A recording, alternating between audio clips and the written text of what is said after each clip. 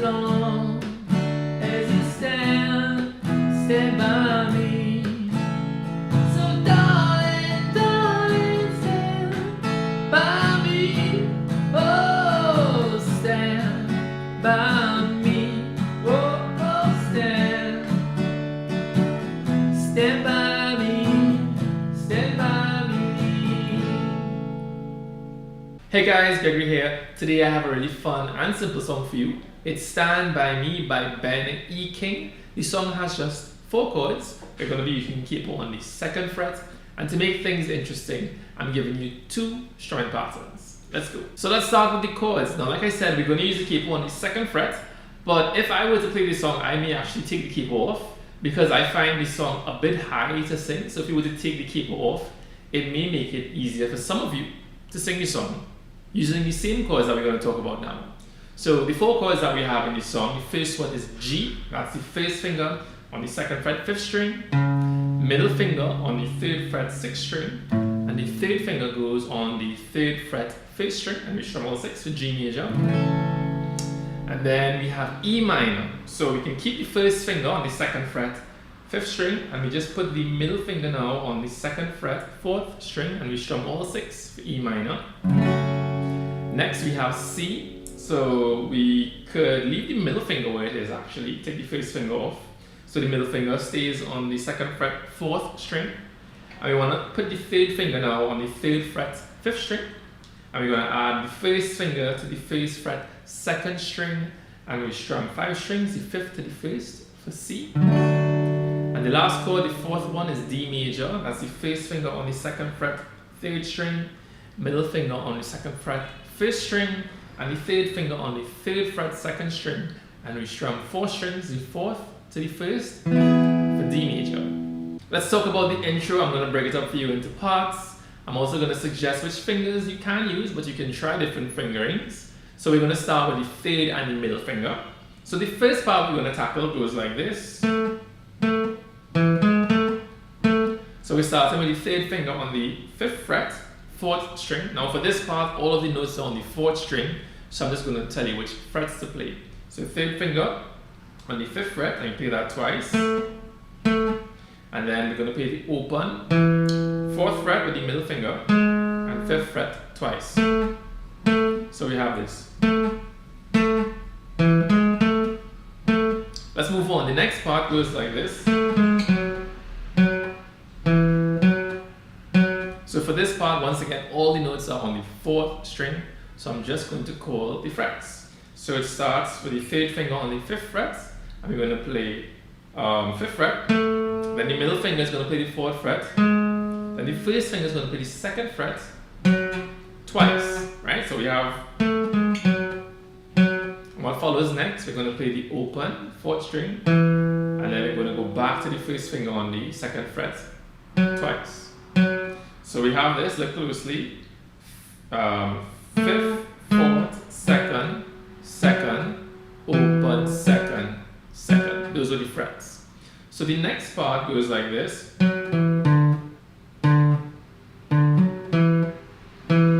Alright, so this part is going to be played on 2 different strings, the 4th and the 5th string. So it starts where we ended somewhat, with the first finger on the 2nd fret 4th string, and we're going to play that note once, and then the open 4th string. Now we go into the 5th string with the middle finger on the 3rd fret, and you play that twice. So that little piece is, and once again that's the first finger on the 2nd fret 4th string, open, and now the middle finger goes on the 3rd fret 5th string, and you play that twice. And what continues next? It continues right where we ended. So we're using the middle finger on that same note, 3rd fret 5th string, and then we're going to use the first finger on the 2nd fret 4th string, and then the open 4th string twice. Okay? And then what comes next is we're going to play,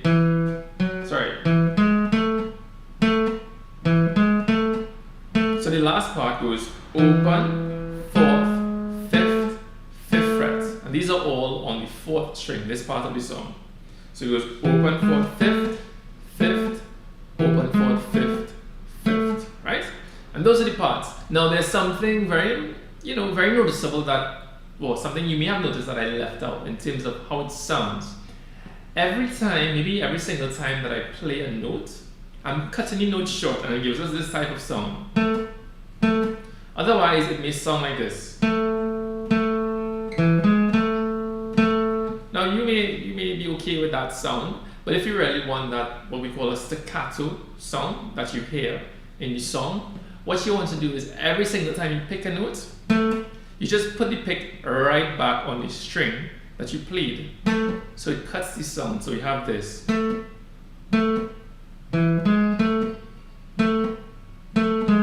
Otherwise it might sound more like this.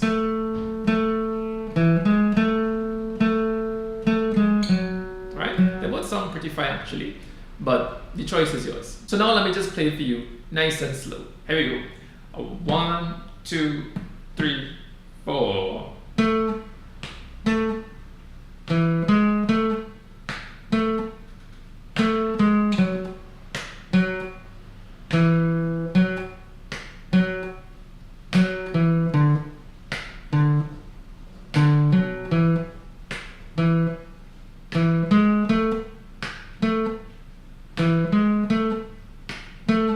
Like I said before, I'm going to give you 2 strumming patterns to use in the song, and that's really to create a dynamic between the verses and the choruses. There is a third thing that I do to kind of build from the verses into the chorus, but I'll talk about that after.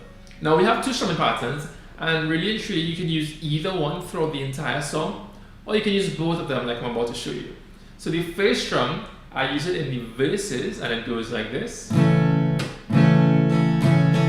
And that is down, mute, down, up, down. So if I were to play it over the chords, it sounds like this. Started on G, down, mute, down, up, down, mute, down, and E minor, down, down, up, down, mute, down, and C, down, mute, down, and then D, down, mute, down, and then back to G, down, mute, down, up, down. Okay, so the strum itself is fairly simple if you're, familiar with playing guitar and strumming, but the muting part we need to pay attention to. So it starts with a down, and then we're going to mute. Now it's important when we mute, we're using the palm of the hand to cut the sound of the strings. But it's important that when we do that, the pick lands above the strings, because what comes next is another down. So you want down, mute, the pick is above the strings, and that allows us to just strum down immediately after. So we have down, mute, down, and then it follows up, down, up. Very important. Okay, so let's just practice it a little bit on G. After 4. 1, 2, 3, 4. Down, mute, down, up, down, up, down, mute, down, up, down, up, down, mute, down, up, down, up, down, mute, down, up, down, up. So one last thing. You're probably hearing this clicking sound that happens when I mute the strings. And that really comes from the sound of the lower strings hitting the fretboard. So to get that sound, you really want to aim for the pick to hit the lower strings, right? I think it comes from the pick as well as the sound of the strings hitting the fretboard. So try to get the pick itself to land on the string and give it a little bit of a slap, and you should get the sound you're looking for. So just a little side note, many of you have been showing a lot of interest in improving your strumming. And I see that because one of the videos that is most popular on my channel right now is a video on that topic. So I'm putting together a course for all of you, okay? Now, it's not ready yet, but I do have a little giveaway in terms of improving your strumming technique that you can hold on to in the meantime. It's free and it's down in the description. Just visit the link, submit your email, and you'll get the lesson. I guess it's a very short lesson where I don't say much. I just let the video do the talking. But you'll get it in your inbox once you submit your email. And in addition to that, I will send you updates on that course closer to when it's coming out. All right? So, like I said, if that interests you, if you wish to improve your strumming, go down in the description, submit your email, get my little freebie, and in the coming maybe weeks, I'll update you on the course when it becomes available. The second strumming pattern is the one we're going to be using in the chorus, and it sounds like this. And that is down, down, up, up, down, up. So if I were to demo that for you now in the chorus, it goes on G, by me, and then E minor, oh, stand by me, oh, oh, stand, D, stand by me, G, stand by me. Okay, so once again, it's down, down, up, up, down, up. It's a very popular strum. I'm sure you may have come across it before, but if you want, you can practice it with me now. Let's go. I'm going to do it on G alone after 4. 1, 2, 1, 2, 3, let's go. Down, down, up, up, down, up, down, down, up, up, down, up, down, down, up, up, down, up, down, down. Let's keep going. Down, down, up, up, down, down, down, up, up, down, down, down, up. Last one. So the third thing that I was talking about earlier in terms of the rhythm, I suppose it is a strumming pattern on its own, but really it's just a way to kind of bridge and build some excitement between the verses and the choruses.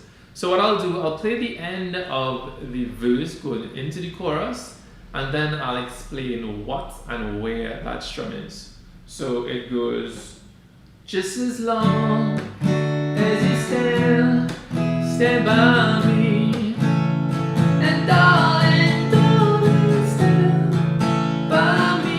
Right, so okay, wrong chord, but that's not important.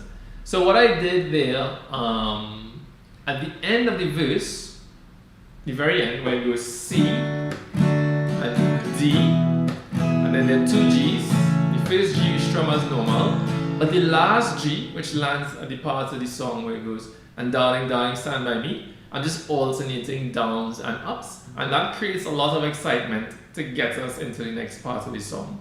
So the strum that I'm doing on the very last G of the verse is quite simply down, up, down, up, down, up, down, up. And then I go into the chorus strum, which is down, down, up, down, up. And that's it really. So what I'll do one last time, I'll play that same thing, but I will talk through what I'm doing in terms of the strum.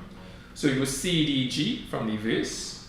So you go C, down, you down, up, D, you down, and then G, down, you down, up, down, up, down, up, down, up, down, up, down, up, chorus, up, down, up, down. Oh, stand by me. Okay, and that's all it is really. So that's it, guys. All that's left to do is to put the song together. We have the chords, we have the strumming patterns. The chords are down in the description, and of course we have the demo at the start of this video to really guide you through playing the song. So if you did enjoy the lesson, please like, share and subscribe. It'll help me out a lot. But until next time, goodbye.